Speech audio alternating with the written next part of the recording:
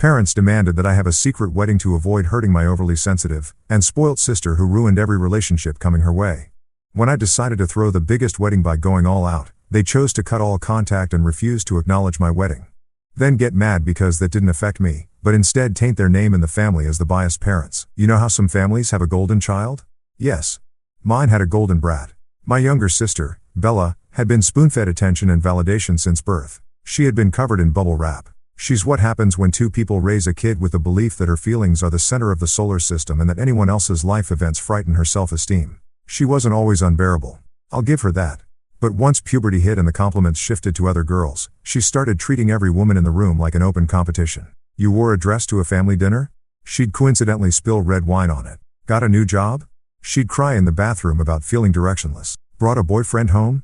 She'd flirt with him right in front of you. Then tell your parents she was just being friendly. They lapped it up every single time. Apparently, Bella wasn't spoiled. She was just sensitive, misunderstood, fragile, a delicate, blooming orchid of a girl who couldn't handle conflict, boundaries, or anyone else getting attention that wasn't hers. So, when I got engaged, I knew there'd be some drama. I just didn't expect a full-blown campaign to guilt-trip me into a secret wedding like I was a mistress or some Game of Thrones side wife. My fiancé Jay proposed last winter. Simple, romantic. No public flash mob or engagement skywriting. Just us on a snowy hike, a picnic and a ring he spent months picking out. It was the most peaceful moment of my life. That peace lasted exactly one day because by the time we told my parents, Bella had already started crying. Not soft, happy tears, meltdown tears. She ran to the bathroom halfway through dinner, wailing about how hard it is watching everyone move forward and how some people just get everything. She didn't say my name, but I was literally the only one who got engaged that day. So, I'm going to take a wild guess and say I was the main character in that tantrum. I sat there, jaw clenched, while my parents did the usual coddling routine. My mom rubbed Bella's back and whispered that she was still so special and her time would come. My dad looked at me like I should be apologizing for being proposed to. I waited and gave them a week to cool off. Maybe they just needed time to process. Maybe they'd realize this wasn't a personal attack. Nope. Instead, they invited me to lunch and dropped their unreasonable request. They said, and I quote, "It would be better for the family if you kept the wedding private. Maybe just a courthouse signing.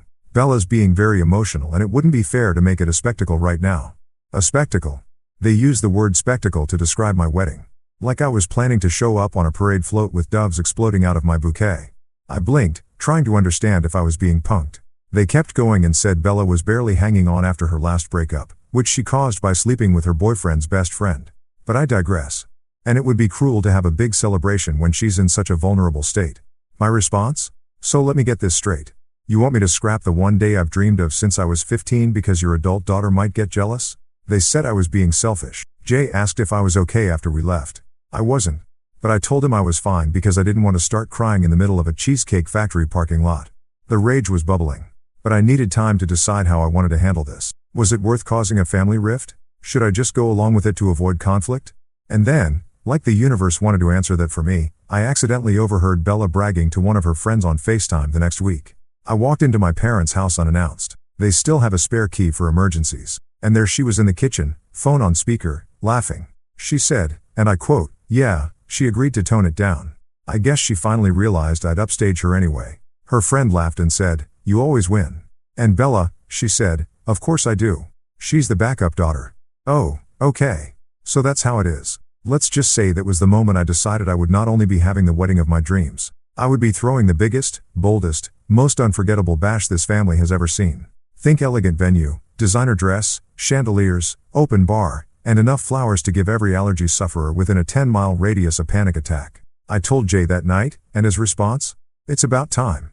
God, I love that man." So, now we're planning the wedding we actually want. The kind with music and dancing where I won't have to walk on eggshells for someone who throws a tantrum when the world doesn't orbit around her emotions. I sent out the save the dates last week to everyone except my parents and Bella. Let them hear about it from a cousin because if they wanted me to disappear for the sake of their golden weed, then I'll do exactly that, just with cake and a 5-piece jazz band. Update 1. I knew they'd find out eventually. The only surprise was that it took this long.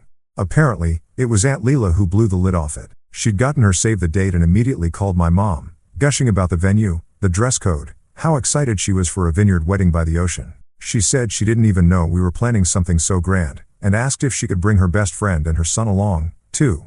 I'm told my mom went quiet for a full 20 seconds and then hung up with the grace of a dial tone.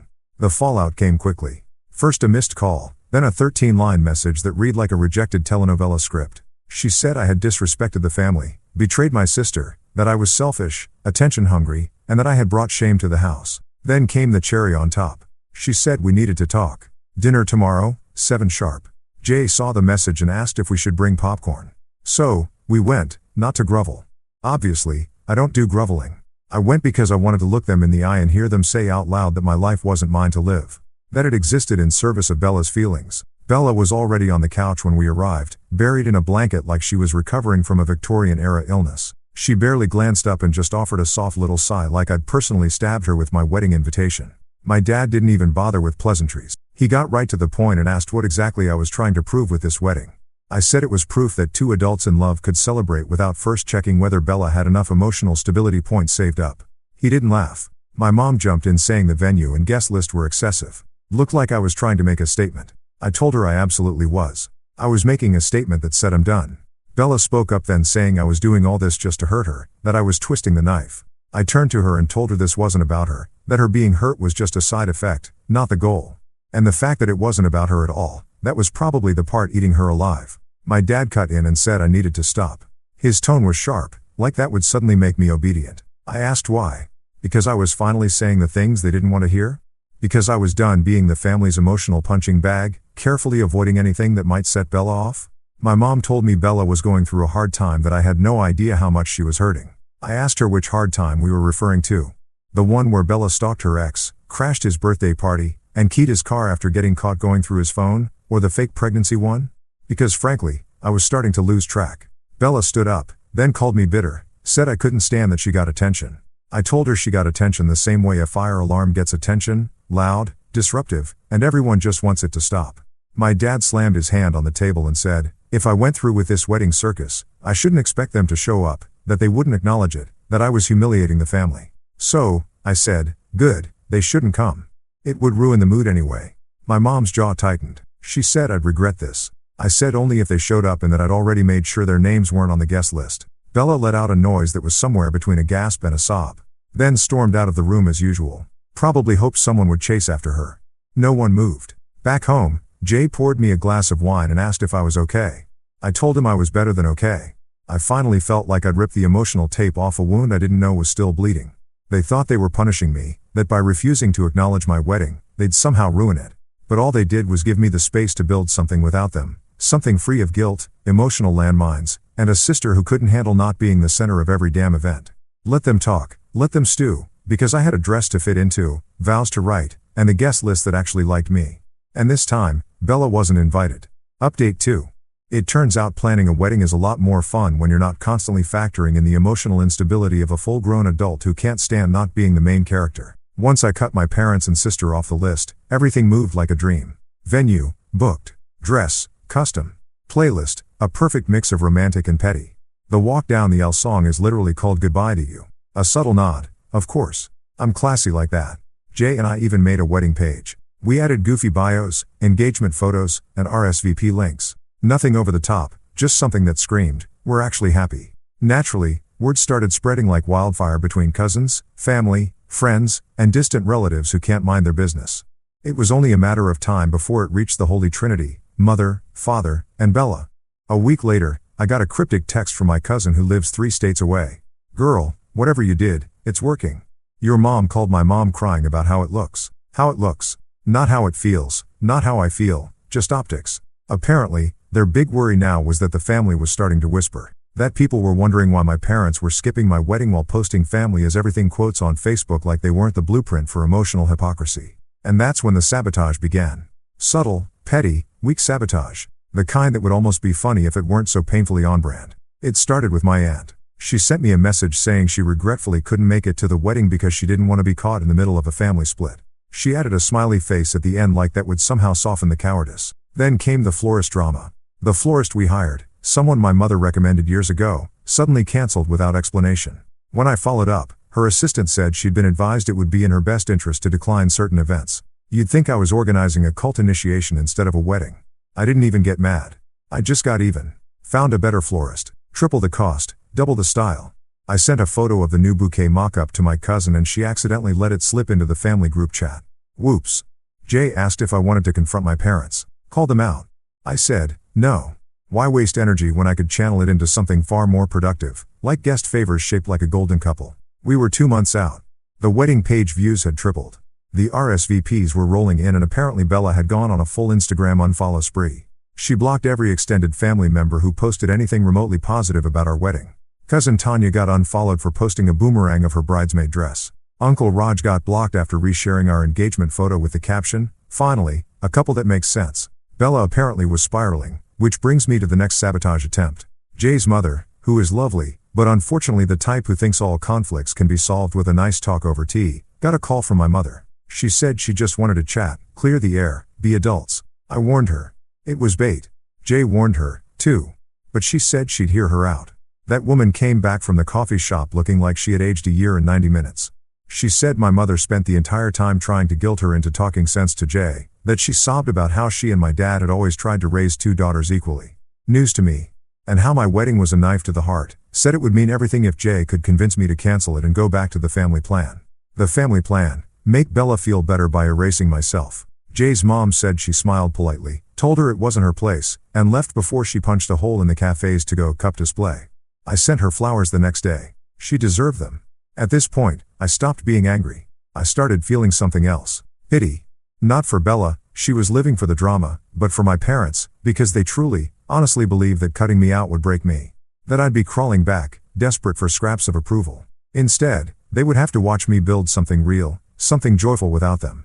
And now, with the wedding weeks away, they were watching the narrative slip completely out of their hands. Relatives weren't taking their side. People were starting to talk about the favoritism, about Bella's history, about the way they always asked others to bend so she wouldn't break. It was unraveling, and I hadn't even lifted a finger. I was too busy finalizing the seating chart and approving signature cocktails. The only thing I did do, and I'll admit this fully, was personally write the email to the DJ with one special request. I told him to play one specific song at the exact moment Jay and I entered the reception. Gloria Gaynor's I Will Survive. Petty? Maybe. But after years of shrinking, sidestepping, and getting steamrolled to protect everyone else's feelings, it felt damn good to stand in the center of my own story, even if they couldn't stand it. Update 3. The wedding day arrived, and to no one's surprise, my parents didn't show. No teary-eyed entrance, no begrudging seat in the back, no last-minute apology or surprise redemption arc, just silence. The kind of silence you'd expect from people who couldn't stand the fact that their daughter was getting married without making her sister the sun and the moon of the occasion. And honestly, that silence was golden. It was peaceful, liberating. I woke up feeling exactly how I'd hoped to feel, like the main character of my own life, not some supporting actress in the tragedy of Bella. Jay was calm, collected, and grinning ear to ear the entire morning. He didn't even flinch when we got the final RSVP update, confirming that not a single one of my immediate family members had changed their mind. I guess by that point, we both knew the odds of them showing up ranked somewhere between unlikely and not without a camera crew in the sob story. But someone else did show up, and he brought the chaos with him. The ceremony was done. Photos were taken. Cocktails were flowing. Jay and I had just walked into the reception. I will survive because yes, I stuck with that plan. And no, I don't regret it. When my cousin Tanya pulled me aside with a stunned look on her face, she said someone unexpected had arrived and wasn't on the list. I asked if it was Bella. She shook her head and said it was someone worse. My Uncle Greg. Now, for context, Uncle Greg is my mom's older brother, a man who rarely shows up unless there's gossip to collect or drama to light on fire. He's that relative who always looks like he knows something you don't and delights in dropping emotional bombs at the worst possible moment. And sure enough, there he was, wearing a blazer 2 decades too small, holding a drink, and grinning like the cat who'd eaten the entire family tree. I walked up and asked what he was doing here. He said he just wanted to congratulate me, that family was family, and he wasn't about to miss the event of the year. I didn't buy it. Uncle Greg doesn't show up unless he's got a motive. He didn't even respond to the RSVP. I asked what he really wanted. He smirked and said he had a gift for me. Then pulled out his phone and showed me a screenshot. It was from a private Facebook group. A screenshot of a message my mom had sent to some extended family members trying to coordinate a healing dinner on the same night as my wedding. Apparently, her latest plan was to host a little gathering for family unity and emotional closure, as she called it. Said it was important to create space for Bella's feelings during such a difficult time, her difficult time, me getting married. The kicker? She had framed it like I had refused to invite them, that I had deliberately gone out of my way to exclude the entire family and had weaponized the wedding against those who love me most. I stared at the screenshot, looked through the comments. Some relatives expressed concern, others ate it up. One even wrote that it was a shame how entitled some daughters became after finding a man. Uncle Greg said he thought I should know. Said he wasn't taking sides, which translated from Greg speak means he absolutely was taking sides, but wanted the credit of being neutral. I thanked him for showing me. He asked if I was going to say anything. I said, no, why bother? This was the same script they'd been using my whole life. Make me the problem. Turn my milestones into personal attacks. Paint me as cold, bitter, selfish, anything but nice. I left Greg at the bar and went back to the party.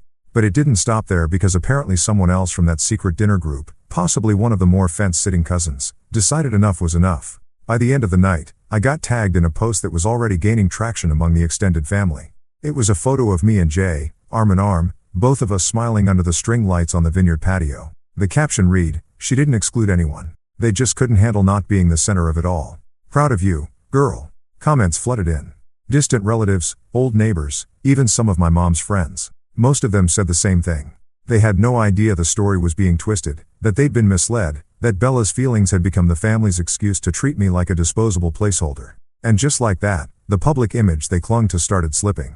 No big speech, no confrontation, just a single post and a truth too heavy to keep buried under Facebook filters and fake dinners. Jay and I danced into the night. I didn't think about Bella or my parents, all the drama they tried to brew behind closed doors. All I could think about was how peaceful it was to finally let go of people who only love me on a technicality, and how sometimes the best revenge isn't yelling louder. It's living well and letting them sit in the silence they created. Update 4. It's been a year. 1 year since I got married without them. 1 year since my mother tried to rebrand emotional neglect as healing dinners. And Bella tried to gaslight our entire extended family into believing I had excommunicated her for being too sensitive. 1 year since I danced in a vineyard with people who actually liked me, while my biological family sat in a dining room across town with paper plates and plastic cutlery, pretending that my joy was some kind of war crime. It's been quiet since then. Quiet in the way people get when their favorite scapegoat stops playing along. No drama, no updates, just the occasional breadcrumb from a cousin or aunt, like reminders that they were still watching from behind the curtain. Apparently, Bella dyed her hair pink again. That usually signals the start of her reinvention arc, which comes after a failed relationship or a meltdown at work. I'm told she rage quit her last job after being asked to share a project spotlight with a coworker. Shocking. My parents, meanwhile, have maintained what I lovingly refer to as selective estrangement. They cut me off, yes, but only in the moments where it suits their victim narrative. Publicly, they act like I ghosted them. Privately, I know they ask about me all the time. Aunt Leela told me that my mom keeps printed photos of me and Jay from the wedding, the same one from my cousin's post, tucked away in the drawer. She takes it out sometimes when no one's around. I should feel something about that sadness. Maybe nostalgia. A tug at my better nature, but honestly, all I felt was indifference. That photo wasn't proof of love. It wasn't proof of what they missed out on, what they chose not to show up for, and what they tried to sabotage. Their absence became the final edit to the narrative that controlled my whole life. And without their voices constantly in my head, I found something better, my own. Jay and I moved into a townhouse just 2 months after the wedding. Cozy kitchen, tall windows, a little backyard I've turned into my garden, hydrangeas, lavender, and a rose bush because it looks pretty, but stabs you if you get too close. He's still the same man I married. Patient, grounded, the kind of person who holds eye contact when he tells me he loves me and means it every time. We cook on Sundays. We slow dance in the kitchen. We make plans without fear of family politics or who might get emotionally triggered by the audacity of us being happy. It's been good. Better than good. Which is probably why it was so jarring when my mother emailed me. Yep. Emailed like it was 2003 and she just discovered the internet. It was short, formal, carefully worded to sound warm but emotionally guarded, like she wanted to open a door without actually taking responsibility for having slammed it shut. She said she hoped I was doing well, that she'd been thinking about things and wanted to reconnect in the spirit of healing. She mentioned Bella was going through a difficult period and it had been hard on all of us. Then she hit me with a line that made me laugh out loud. She said she hoped I wasn't still harboring resentment over the wedding. Resentment, as if this were about a bouquet or a seating chart. As if years of playing second fiddle to a sister whose only consistent trait was emotional volatility could be solved with a soft focus apology and some biased memories. Jay read the email and asked what I wanted to do. I said I'd sleep on it. Instead, I stayed up till 2 a.m. drafting my response. Not out of anger. I wasn't angry, but I wanted to be very, very clear. I said I wasn't harboring resentment. I was harboring boundaries. I told her that forgiveness isn't a rewind button and reconnecting isn't the same as rebuilding trust. That healing, real healing, requires accountability, not just reconvening when the fallout gets too inconvenient. And I told her that the door she chose to walk out of a year ago, it no longer leads back to the same place. I didn't hit send right away. I read it 3 times, slept on it, then sent it in the morning. She hasn't responded, and I don't think she will. A few weeks later, I saw Bella completely by accident. I was at a bookstore downtown grabbing a coffee in the attached cafe. She walked in with a friend and didn't notice me until I turned around. She froze. I didn't. I nodded casually and went back to my drink. Her friend whispered something and they walked to the other end of the cafe. I thought that would be it, but a few minutes later, Bella came back alone. She said I looked well. I said, thanks. She fidgeted, then asked if I was really never planning to speak to them again. I said I didn't know, that it depended on whether they ever planned to stop rewriting history. She said she missed me. I asked if she missed having someone to blame for everything. She didn't answer. Then she asked if I had seen the family group chat lately, the one I left a year ago. I told her no. She said they all talk about me more than I think. I asked if they ever talk to me. She didn't respond. Eventually, she said she was sorry. Not for anything specific. Not for the years of favoritism, the meltdowns, the manipulation, just sorry in that vague, cowardly way people are when they hope the word alone will undo the damage. I nodded and said I hoped she was doing okay. And then I picked up my coffee and left. It's funny. A year ago, I thought closure would come from some big emotional reckoning. A family therapy session, a yelling match, a cathartic cry. But closure, it turns out, is just peace. Peace in knowing I no longer have to shrink myself to keep someone else comfortable. Peace in loving my life enough that I don't feel the urge to prove anything to people who never clapped when I succeeded. Peace in building something beautiful without them and not needing them to see it. That was never bitterness. It was freedom. And I've never felt lighter. Update 5. And just when I thought things might finally go quiet again, I got a letter. Yes. A letter, handwritten, blue ink, full cursive, like it was 1972 and he was writing to a pen pal on a gap year, from my dad. Jay found it in the mailbox and raised an eyebrow. It wasn't in an envelope, just folded and tucked into itself like some kind of sad origami apology. He said I didn't have to read it, that I didn't owe it to anyone. But I did read it, mostly because I wanted to know if he'd finally grown a spine or at least learned how to spell accountability. The letter rambled, a lot of metaphors, bridges burned, time lost, wounds that needed mending. He wrote about missing me, said he wanted me to meet for lunch, just the two of us, to talk like adults. And for a moment, a very brief one, I imagined what the lunch would be like. Then I folded the letter, tucked it into the recycling bin, and poured myself a glass of wine. Because the truth is, I'm not angry anymore. I'm just done. And being done feels like a hell of a lot better than being bitter. They chose their silence. I just learned how to live without the noise.